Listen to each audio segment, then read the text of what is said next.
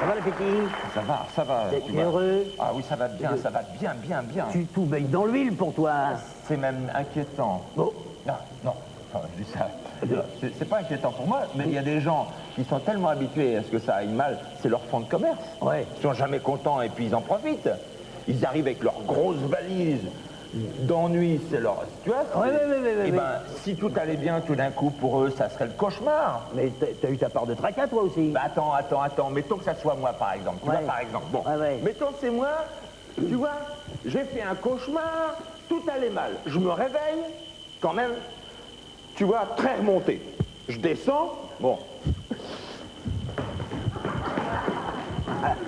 La concierge m'attendait avec le sourire. Oh bon? Tu vois déjà, un sourire, ça le jette. Bon. Elle me tend la lettre des impôts. Ah! Ça y est, ça commence.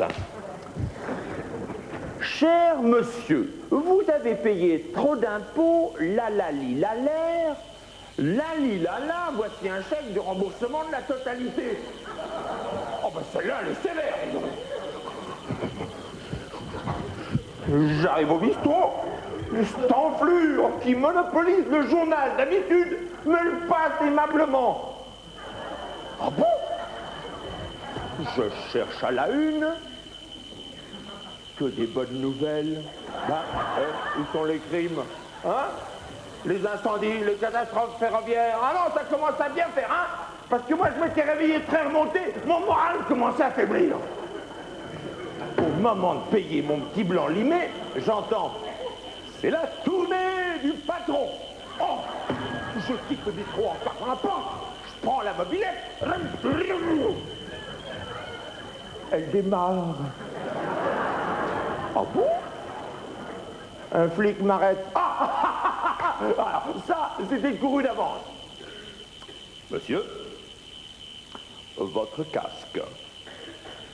Il y a un barrage de police plus loin.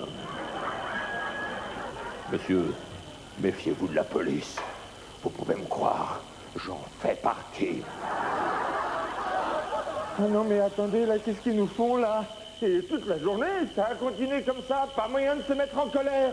Au guichet, pour les tickets, même pas la queue. Bon, alors, personne ne me croira. Non, mais je le dis quand même, j'ai vu 2 employés arrêter leur conversation privée pour venir servir des clients. Non, mais et avec le sourire. Alors moi, qu'est-ce que vous voulez? Bon, alors, j'ai bien essayé, hein, de foutre un malaise, hein, en attaquant sur le petit passage, vous savez, où on se coince les doigts pour reprendre la monnaie. Alors le type me dit, vous avez sûrement droit à une réduction comme handicapé. Je suis parti fou de rage, j'ai laissé mon billet, ma monnaie. Ce qui fait que le contrôleur, eh ben, vous connaissez la suite. Non, vous la connaissez pas. Le contrôleur me dit, pas de billet, prenez le mien. Maman, qu'est-ce qu'ils nous font là? Et moi alors, mon fonds de commerce? S'ils nous coupent les arguments dans la bouche, eh ben, moi j'ai plus qu'à fermer ma gueule, moi j'ai plus qu'à être content. Content? Oh non, certainement pas!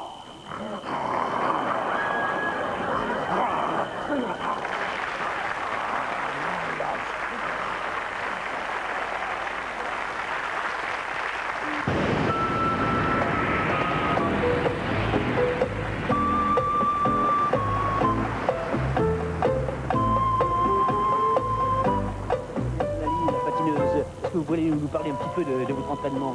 Venez un peu par ici. Voilà. Et vous patinez où en ce moment là? Vous avez trop...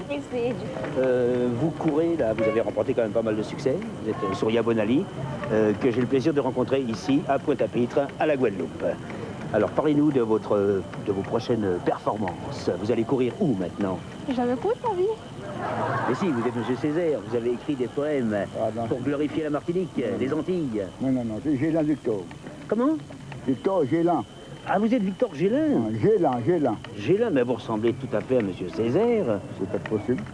Et vous n'écrivez pas de poèmes? Non, jamais. Non, vous voulez me raconter des histoires. Vous êtes Monsieur Césaire. Non, Gélin Victor. Ah, Gélin, Victor. Gélan. Gélin. Gélan. Gélan. Oui, voilà, c'est la danseuse qui vient de créer une nouvelle danse, qui s'appelle la galipette. Est-ce que c'est vrai? La galipette, moi, je ne connais pas. La pirouette, oui. Ah, ou la pirouette, j'ai dû me tromper alors. C'est la pirouette. Et en quoi... Oui, mais la pirouette, c'est juste un mouvement. Faites-le, ce mouvement, qu'on puisse voir. C'est quoi la pirouette? C'est un mouvement quoi? Des hanches, des pieds? Je voulais que j'enlève mon sac. Oui. C'est la pirouette. Donnez-moi ça. Voilà. Je donne ma cigarette, non, vous pouvez la prendre? Voilà. La pirouette, c'est ça. Alors, je me prépare. Oui. Ok. Oui. Ma casquette. Avant Vous avez tout, alors ça va? Alors, je vais vous en faire 3 d'affilée si j'y arrive, si je suis pas trop bourrée. Ah, pourquoi vous avez déjà bu? J'ai bu 2 verres. Alors, ça fait ça. Attention, attention au micro. Alors, ça fait ça. Et c'est ça la pirouette. Voilà, c'est ça la pirouette. C'est très gentil à vous. Et ça se fait sur quel genre de musique? Ça se fait sur le jazz, ça se fait sur la hype, ça se fait sur des tas de musiques, accordées dans le feeling et dans le rythme et dans le tempo. C'est magnifique d'interviewer des personnes comme ça parce Ah bah c'est sûr. Elles font tout le boulot. Hein. C'est très gentil à vous. Boulot. J'espère que vous êtes bien tombés. Merci beaucoup. J'étais content de vous voir. Tapage nocturne.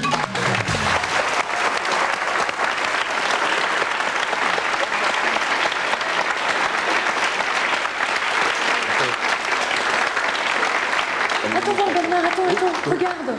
C'est pas Anne là-bas? Mais si, c'est Anne avec Bernard et Bianca au pays des kangourous. Hello. Mais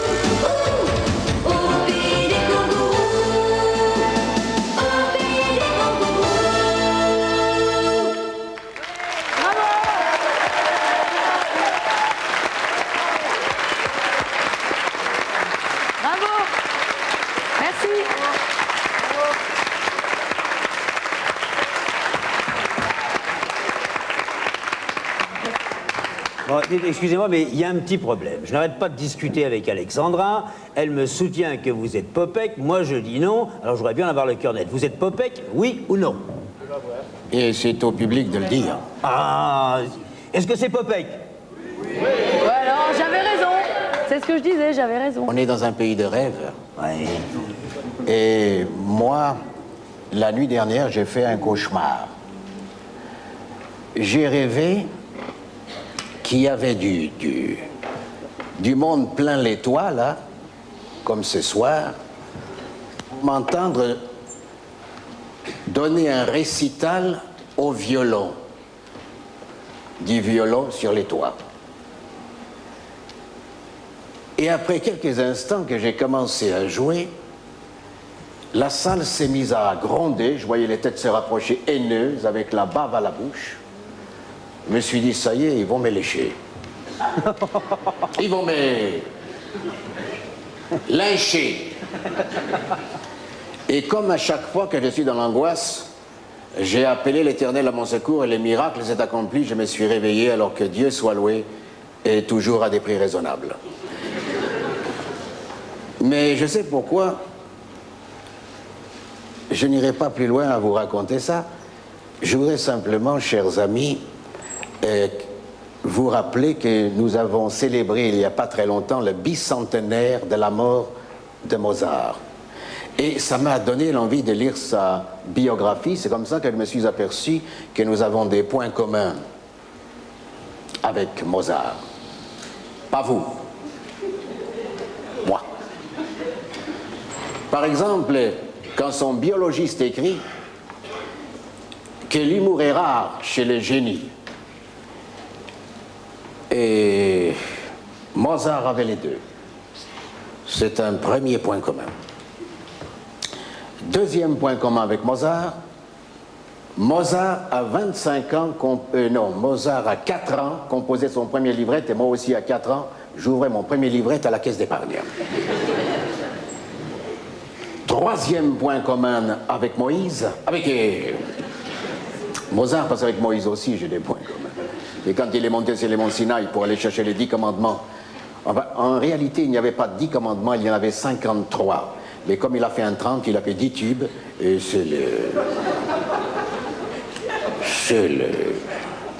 ça tient toujours, quoi.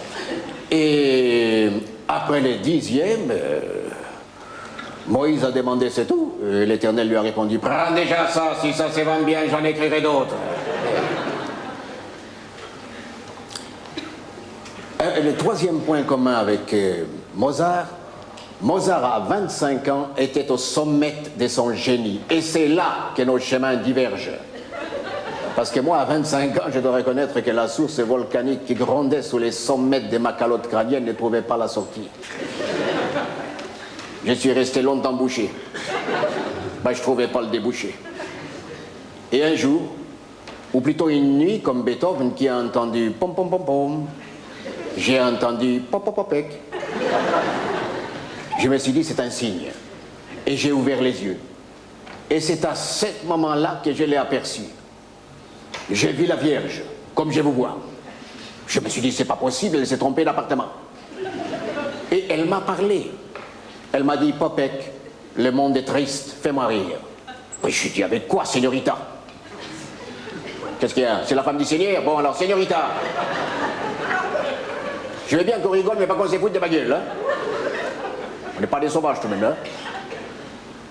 Elle m'a tendu un stylo en or, garanti 3 ans. Parfaitement. Elle m'a dit écrit, et elle a disparu sans jamais réapparaître. Et pourtant, je l'ai appelée plusieurs fois. Mais pour des recherches pour les stylos. Et enfin, dernier point commun avec Mozart, qui a écrit une sonate en it mineur intitulée Le Marché au Tir, et moi, parallèlement à sa musique, j'ai écrit un poème en vrac intitulé Le Marché aux Pis. Et alors, je vais vous chanter ma chanson a cappella. Mais tout d'abord, je dois dire que moi, je n'ai pas de playback.